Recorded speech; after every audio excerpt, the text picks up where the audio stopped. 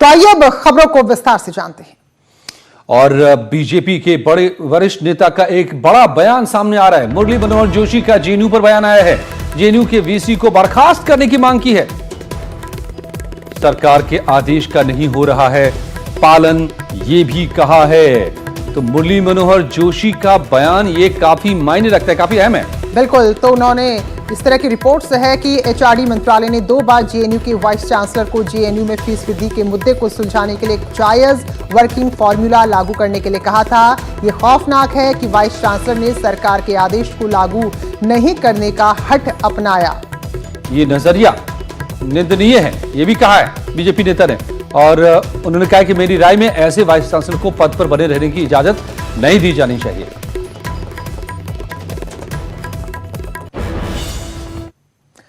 तो ये एक चौंकाने वाला भी है, क्योंकि बीजेपी के नेता इस तरह के बयान दे रहे हैं। अब तक ये कहा जा रहा था कि जब से जेएनयू के वीसी बदले हैं तो वहां लगातार उनका विरोध हो रहा है। तो बहरहाल किस आधार पर मुरली मनोहर जोशी कह रहे हैं वो हम आपको बताते हैं। तो उन्होंने ट्वीट में लिखा है कि इस तरह की रिपोर्ट्स है कि एचआरडी मंत्रालय ने 2 बार जेएनयू के वाइस चांसलर को यहां फीस वृद्धि के मुद्दे को सुलझाने के लिए एक जायज वर्किंग फॉर्मूला लागू करने के लिए कहा था।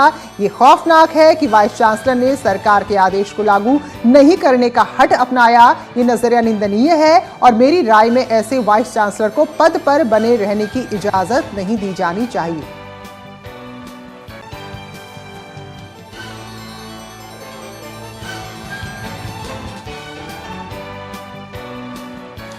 भ्रष्टाचार के खिलाफ मुख्यमंत्री योगी आदित्यनाथ ने जीरो टॉलरेंस की पॉलिसी के तहत आज बड़ी कार्रवाई की। यूपी सरकार ने नोएडा के एसएसपी वैभव कृष्ण को सस्पेंड कर दिया है। वैभव कृष्ण के खिलाफ ये कार्रवाई कथित वीडियो वायरल होने पर हुई है। इसके अलावा सरकार ने 14 अफसरों के तबादले भी किए हैं। साथ ही सरकार ने वायरल चिट्ठी के मामले में भी जांच के लिए 3 सदस्यीय एसआईटी का गठन किया है। तो चिट्ठी में वैभव कृष्ण ने जिन आईपीएस अधिकारियों के नाम लिए थे उन सभी के खिलाफ एसआईटी जांच होगी। सतर्कता विभाग के निदेशक को एसआईटी का अध्यक्ष बनाया गया है, जबकि एसटीएफ के आईजी अमिताभ यश और जल निगम के प्रबंध निदेशक विकास गोठलवाल को एसआईटी का सदस्य बनाया गया है।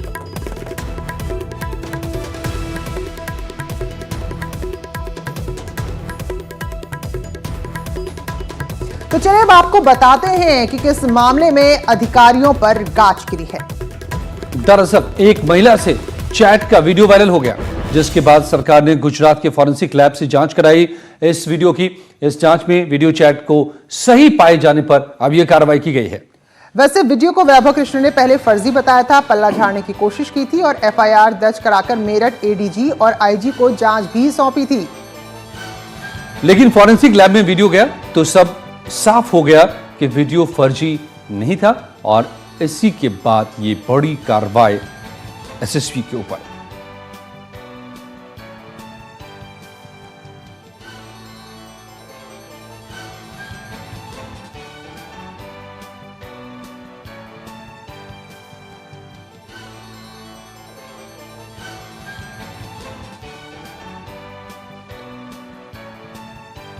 एक महिला के चैट पर वीडियो वायरल होने पर भ्रष्टाचार पर जीरो टॉलरेंस की नीति पर सवाल उठ गए। इसके बाद सरकार ने पूरे मामले की जांच कराई और फिर ये कार्रवाई की गई। तो नोएडा एसएसपी वैभव कृष्ण को निलंबित कर दिया गया। एसएसपी सुधीर कुमार सिंह को गाजियाबाद से हटाकर कमांडेंट पीएसी आगरा बनाया गया है। एसपी रामपुर अजयपाल शर्मा को हटाकर उन्नाव में एसपी पीटीएस बनाया गया है, जबकि एसपी गणेश प्रसाद शाह को बांदा से हटाकर एसपी मानवाधिकार लखनऊ बना दिया गया है। एसपी एसटीएफ राजीव नारायण मिश्रा को मुरादाबाद में कमांडेंट पीएसी बनाया गया है।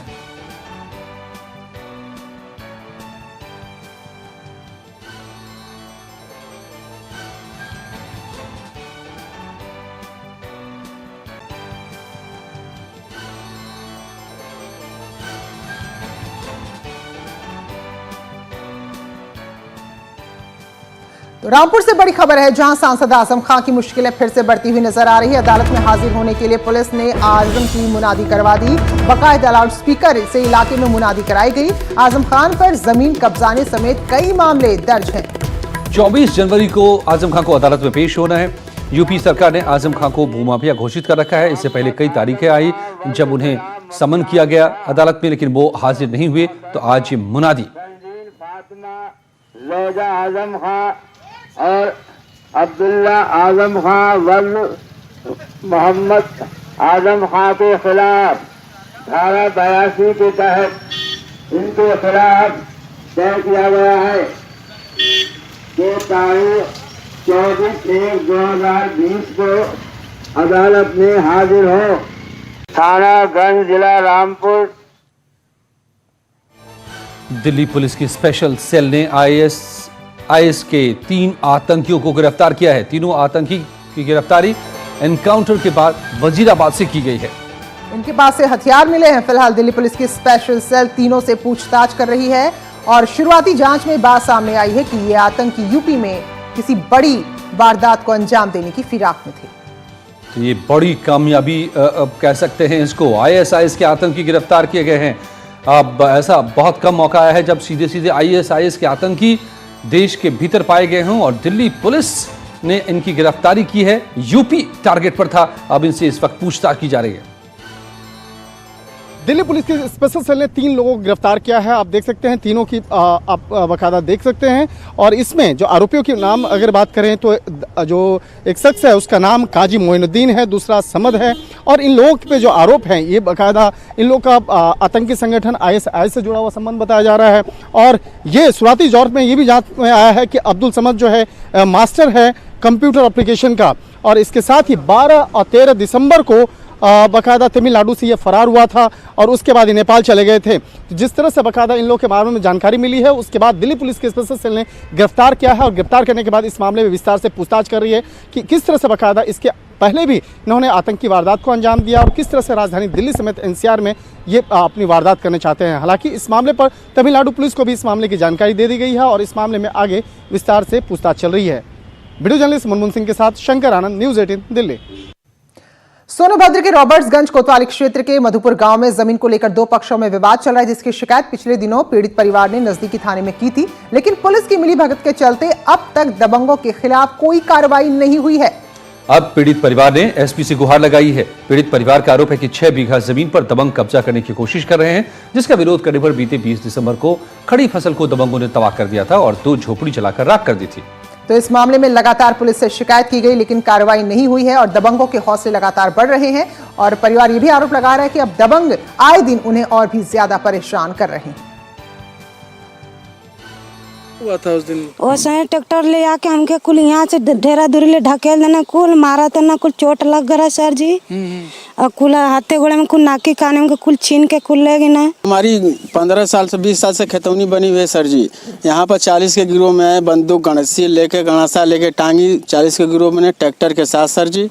यहाँ हम लोगों ने रोका, औरतें थी मौके पर, हम लोग नहीं थे सर जी। औरतों को मारा पीटा, पूरी ये संपत्ति जो है एकदम जोतवा कोड़वा कर रद्द कर दी है सर जी। बोलने पर मारने की धमकी चमकी। सुकृत फ़ोन किया हमने, नहीं आया दरोगा जी। 100 नंबर फ़ोन किया, 112 नंबर फ़ोन किया सर जी। एसपी के फ़ोन किया सर जी, वो भी नहीं आया। फोर्स कर रहे हैं, भेज रहे हैं। आज तक 20 तारीख को घटना हुई है सर जी, आज तक वो कोई यहाँ एक सिपाही नहीं आया सर। मैं इसकी जाँच जांच अधिकारी से करवाऊँगा।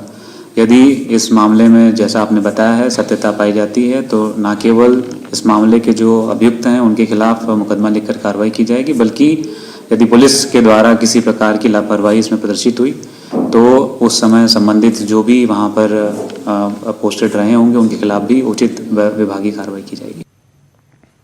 और सीए कानून बनने के बाद से देश में सियासी घमासान मचा हुआ है, लेकिन सहारनपुर से एक अच्छी खबर सामने आई है। अफगानिस्तान का एक परिवार पिछले 40 साल से देश में निवास कर रहा है, जिसे अब जाकर नागरिकता मिलने जा रही है।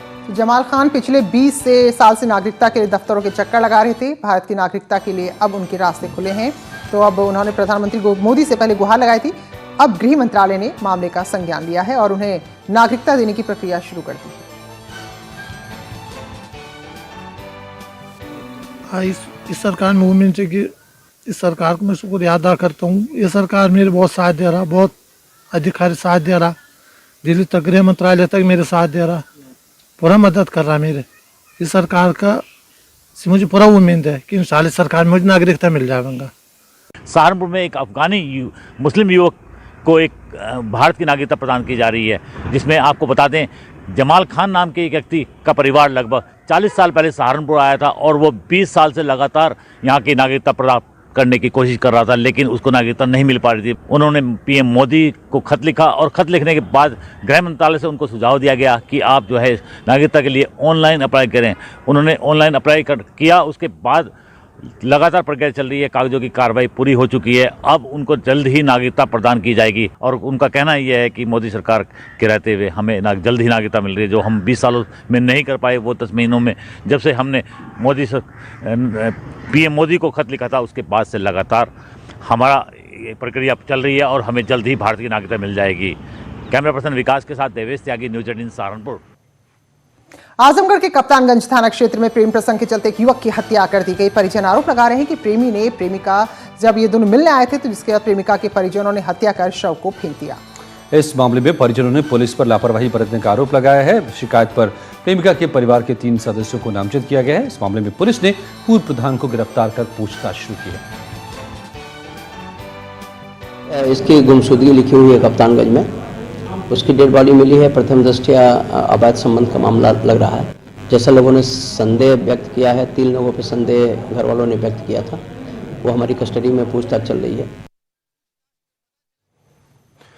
मुजफ्फरनगर से गूंजने वाले दिल्ली देहरादून हाईवे पर दरअसल यहां से गुजरने वाले हाईवे पर बस और ट्रक की टक्कर हो गई। इस बस में सवार 20 से ज्यादा लोग जख्मी हो गए, जिन्हें करीब के अस्पताल में भर्ती कराया गया है। हादसे के बाद की तस्वीरें आप देखिए और इससे अंदाजा लग रहा है कि कितनी भीषण ये टक्कर थी, क्योंकि जो गाड़ी थी उसके परखच्चे उड़ गए। फिलहाल घायलों का इलाज चल रहा है।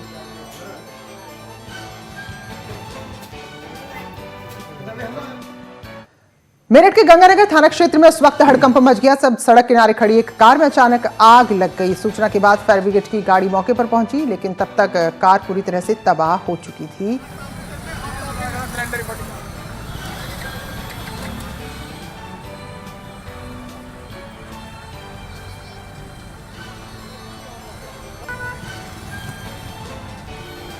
औरैया के शहर कोतवाली इलाके में 2 कारों की टक्कर होने के बाद विवाद हो गया।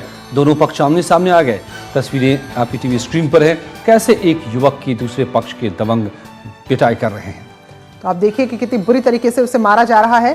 तो 20 मिनट तक ये पूरा हंगामा हुआ, लेकिन मौके पर जो लोग मौजूद थे वो पहले तो देखते रहे और जब मामला काफी बड़ा तब जाकर जैसे तैसे मामले को शांत कराया।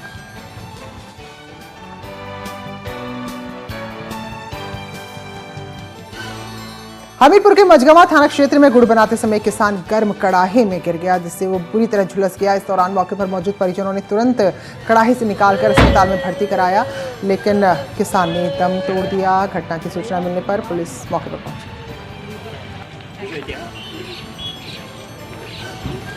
मेरा छोटा भाई फिसल गया है कढ़ाई में, मरी काट रहा था तो घोड़ा फिसलने से पीछे होके गिर पड़ा। मैं यहाँ से वरी ले गया, वरी से फिर झांसी ले गया, झांसी से फिर ग्वालियर में बीच में खत्म हो गया। अम्बेडकर नगर के प्राथमिक विद्यालय तिवारीपुर में एक शिक्षिका वेतन के नाम पर रिश्वत मांगने का आरोप लगा रही है। आरोप है कि बेसिक शिक्षा विभाग से संबद्ध शिक्षक सुधीर श्रीवास्तव ने रिश्वत की मांग की है, जिसकी शिकायत बेसिक शिक्षा अधिकारी और डीएम से की गई, लेकिन शिक्षिका की शिकायत पर दोनों अधिकारियों ने कोई सुनवाई नहीं की। तो आरोप ये भी लगा रहे शिक्षिका कि दोनों अधिकारी शिकायत सुनने के बजाय उसे भगा देते हैं। दरअसल पिछले 5 महीने से शिक्षिका को वेतन नहीं मिला है, जिससे वो परेशान है। 30,000 रुपए आप दीजिए तो आपका वेतन तुरंत रिलीज हो जाएगा। जब इसकी शिकायत हम जाके बीएसए सर के पास कहे तो बीएसए सर कह रहे हैं सुधीर श्रीवास्तव से तो मैं कहा था मिलने के लिए, आप उनसे मिली? तो हमने कहा सर हाँ आप तो कहे थे, लेकिन सुधीर श्रीवास्तव हमसे कह रहे हैं कि 25,000 रुपए दीजिए। तो कह रहे हैं कि ऐसा तो नहीं है। तो हम कहे सर वो तो ऐसे कहे रिटर्न में दीजिए। तो हम रिटर्न भी दिए, तब भी आज तक वो मेरी समस्या नहीं सुन रहे हैं। स्वागत है आपका एक बार फिर से 9 बजे की खबरों में। चलिए आगे बढ़ेंगे और खबर है ग्रेटर नोएडा से, जहां टोल प्लाजा पर एक कार में आग लग गई और टोल कर्मियों ने गाड़ी का शीशा तोड़कर जैसे तैसे कार सवारों को बाहर निकाला है। इस कार में बच्चे और महिलाएं सवार थी। टोल कर्मियों ने काफी मशक्कत के बाद आग पर यहां काबू पाया। तो देखिए किस तरह से आग लगी कार में। लगातार इन दिनों कार में आग लगी की घटनाएं सामने आ रही हैं। बेहद जरूरी है कि कार में नियमित समय पर उसकी सर्विसिंग कराएं, कहीं बाहर से न सर्विसिंग कराएं, ऐसे मैकेनिक से जिसको जानकारी न हो, ये जरूरी है ध्यान रखना।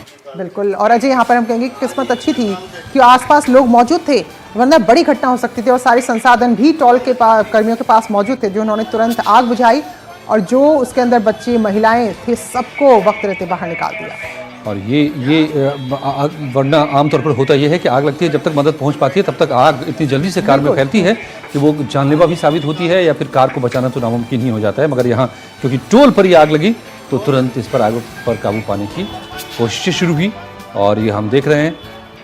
और ये जरूरी है कि हर कार में भी रखा जाए एक अग्निशमन ये यंत्र।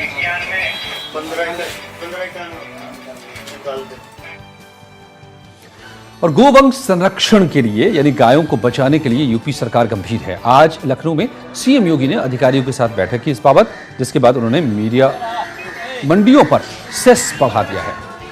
तो बढ़े हुए सेस पर हर साल 60 करोड़ आने की उम्मीद है। ये रुपए गायों के रखरखाव में खर्च किए जाएंगे।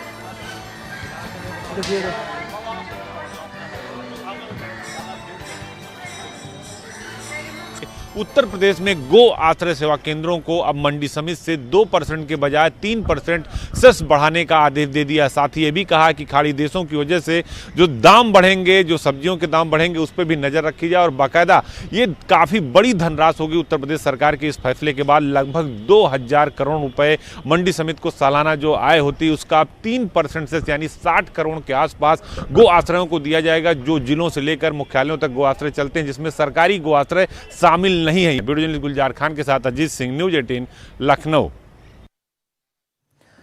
फर्रुखाबाद पुलिस ने चेकिंग अभियान के दौरान 2 शातिर असलहा तस्करों को गिरफ्तार किया है। 20 असलहे इनके पास से बरामद हुए। पूछताछ में आरोपियों ने बताया कि पंचायत चुनाव नजदीक है, जिसकी वजह से असलहों की मांग बढ़ गई है। और इसे पूरा करने के लिए इटावा से अवैध असलहों की खेप लेकर फर्रुखाबाद में सप्लाई की जा रही है। और इसी दौरान चेकिंग अभियान में ये कामयाबी मिली और ये पकड़े गए, पुलिस के हत्थे चढ़ गए।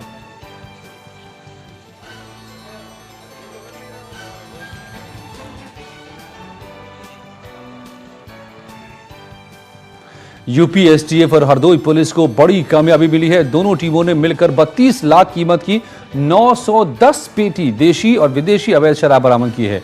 अमृतसर के अमृतवीर सिंह को इस सिलसिले में गिरफ्तार भी किया गया है। तो पुलिस का कहना है कि जो भी शराब मिली है वो हरियाणा से बिहार सप्लाई की जा रही थी।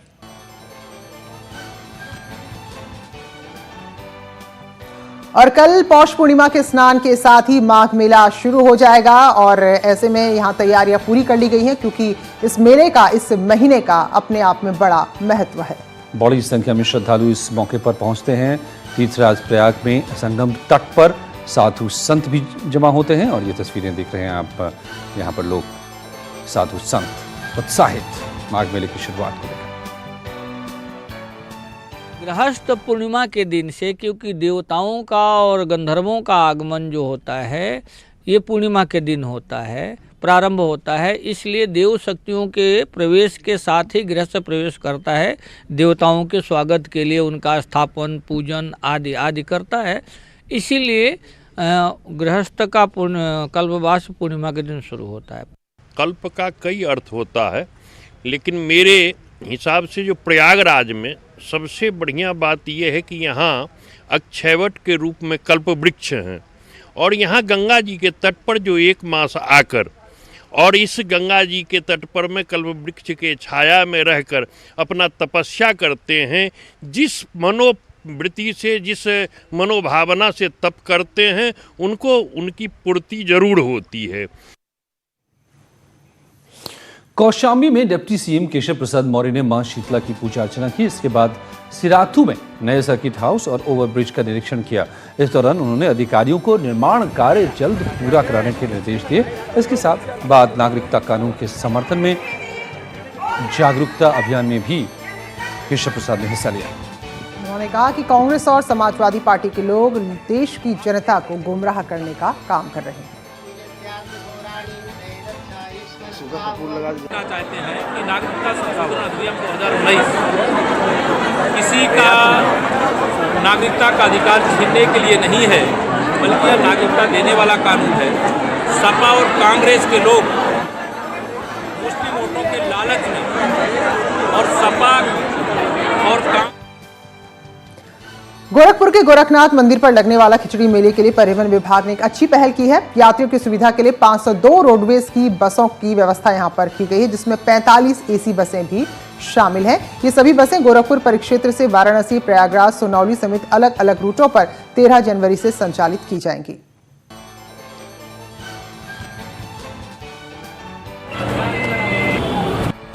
यात्रियों की संख्या को देखते हुए परिवहन निगम गोरखपुर क्षेत्र ने 502 बसों की व्यवस्था की है, जो कि प्रतिदिन 862 ट्रिप ऑपरेट करेंगे, जिसमें जितने भी मुख्य मार्ग जो गोरखपुर से संबंधित हैं, गोरखपुर मंडल से संबंधित हैं, उन सबों में हम बसों को संचालित करेंगे।